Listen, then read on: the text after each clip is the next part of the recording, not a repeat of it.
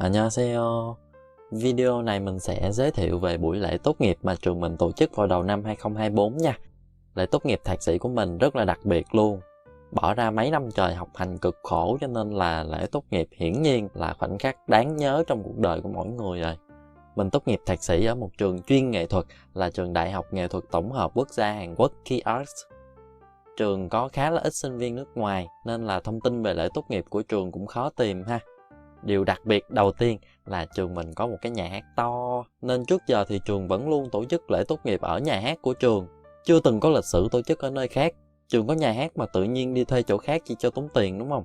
Nhưng mà lần này đúng đợt trường sửa chữa nhà hát, cho nên là phải mượn một cơ sở khác để tổ chức lễ tốt nghiệp cho sinh viên á. Thế là năm nay là lần đầu tiên trường mình tổ chức lễ tốt nghiệp cho sinh viên ở một nơi rất là đặc biệt luôn. Đó là nhà hát lớn của Viện Quốc nhạc Quốc gia Hàn Quốc, Kunniphukagwon. Một trong những lý do chọn địa điểm này là trường mình có 2 cơ sở, thì một trong 2 cơ sở của trường mình ở ngay cạnh Viện Quốc nhạc Quốc gia này luôn.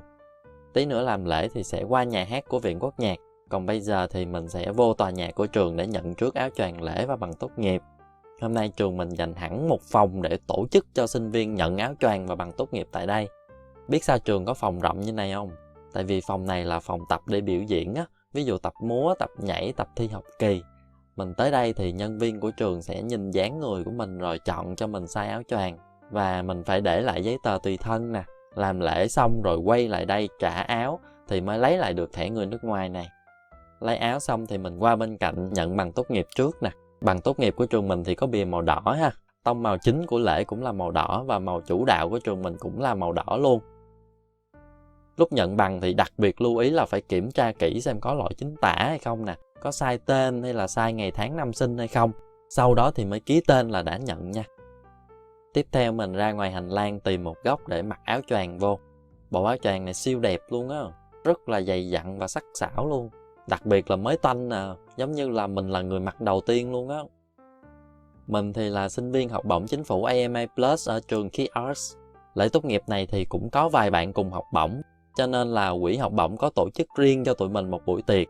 Vừa là chúc mừng các bạn tốt nghiệp nè, vừa kết hợp với chào mừng tân sinh viên mới của học bổng luôn. Cô chủ nhiệm quỹ học bổng mời các bạn sinh viên mới nhập học năm nay đến nè, làm quen với tụi mình và ở lại để chúc mừng tụi mình tốt nghiệp. Có chuẩn bị hoa để tặng tụi mình nữa nè. Rồi cô còn chuẩn bị cho mỗi bạn một suất ăn nữa. Có sữa, có trái cây, có sandwich.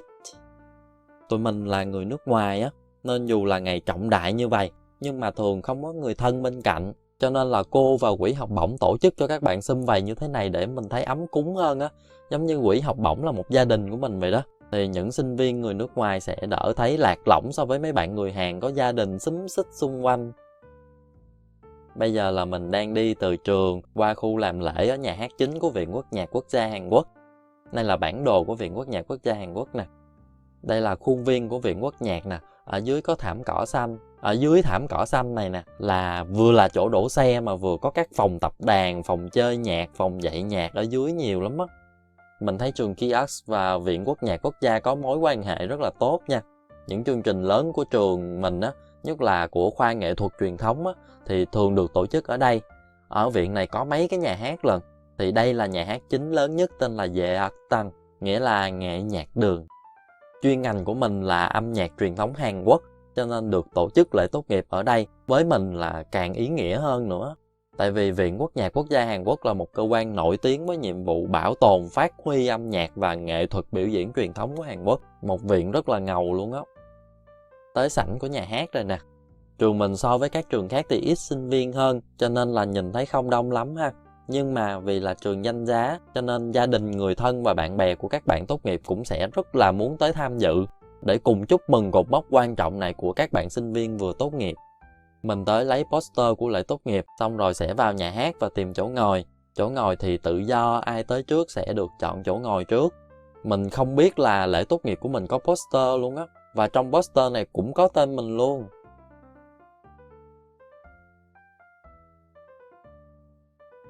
Đây là bằng tốt nghiệp nè, siêu đẹp luôn. Poster tốt nghiệp cũng siêu đẹp, có tên của từng người trong đợt tốt nghiệp này luôn. Danh sách thì chia theo từng viện nè, và các bạn có thành tích xuất sắc sẽ được vinh danh ở một góc riêng nè. Rồi vô phần lễ nè, mở màn là mọi người đứng lên để đến với phần chào cờ và hát quốc ca. có một anh ca sĩ opera ra sân khấu hát chính để mọi người hát theo. Trong đợt tốt nghiệp này thì có 387 sinh viên hệ đại học và 178 sinh viên hệ thạc sĩ ra trường.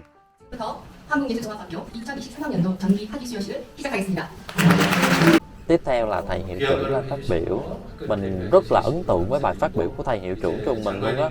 Bài diễn văn của thầy rất là sâu sắc nha, chứ không chỉ mang tính lễ nghi hình thức. Tại vì trường mình cũng có lịch sử hình thành và hoàn cảnh sứ mệnh rất là đặc biệt á. Thầy hiệu trưởng phát biểu xong và MC đang tiếp tục dẫn tiếp chương trình thì 다음으로 강원 졸업생 대표에게 학위 증서를 수여. có bạn đột nhiên nhảy dựng lên sân khấu làm hết hồn luôn á. Mà cái sự làm loạn này là có kịch bản á nha.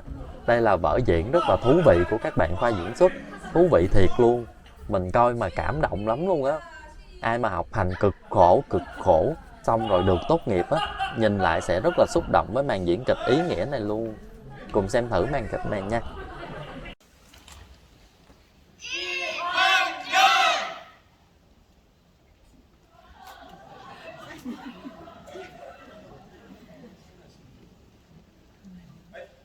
저희 입학도 했는데, 에? 이제 성인도 됐는데, 한잔 하시죠 다 같이. 좋죠. 누가 술을 마셔? 한예종이 술을 마셔. 예. 저. 빠빠빠빠. 빠빠빠빠. 오. 마셔.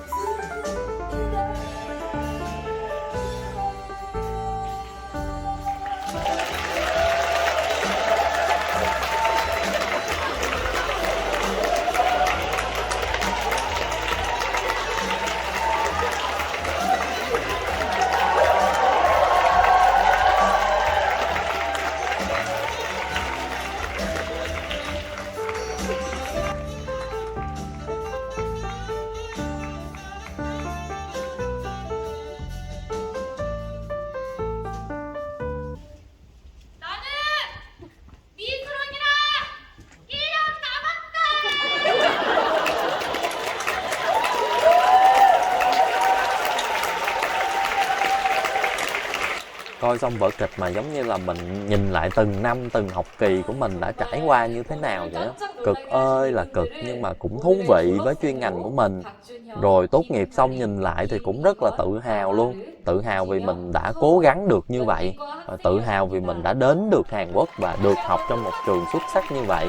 Rồi tự hào vì mình đã không bỏ cuộc cho tới cuối cùng để được tốt nghiệp nữa.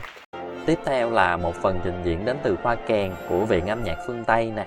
Mấy bạn chơi hay lắm luôn á. Nói về nghệ thuật biểu diễn ở Hàn Quốc thì sinh viên trường mình đứng đầu mà.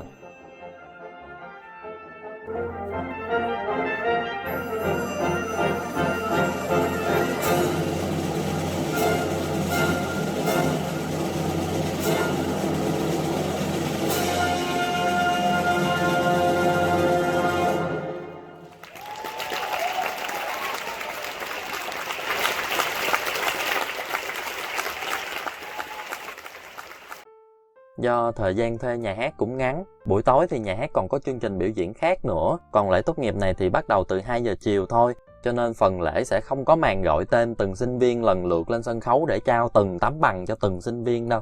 Trên sân khấu thì các thầy cô chỉ kịp thời gian trao bằng trực tiếp cho một số bạn đại diện thôi, là các bạn có thành tích xuất sắc nhất của từng khoa từng ngành thôi.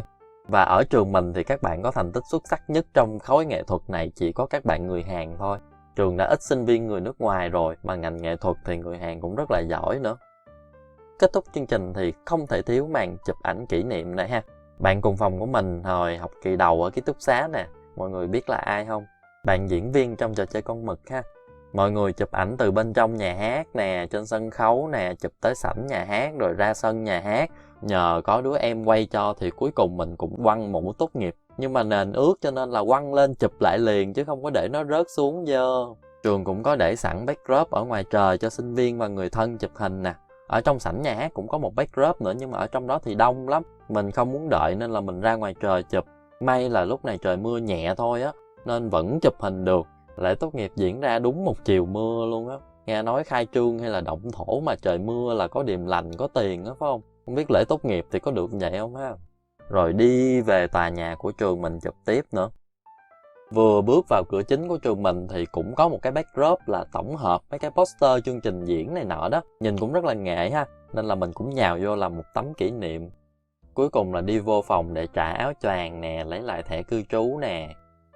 Mấy năm trời nhận tiền từ chính phủ và học hành chăm chỉ cày sâu cuốc bẩm của mình tại Hàn Quốc kết thúc bằng một buổi lễ tốt nghiệp hoành tráng. Xin chân thành cảm ơn. 감사합니다.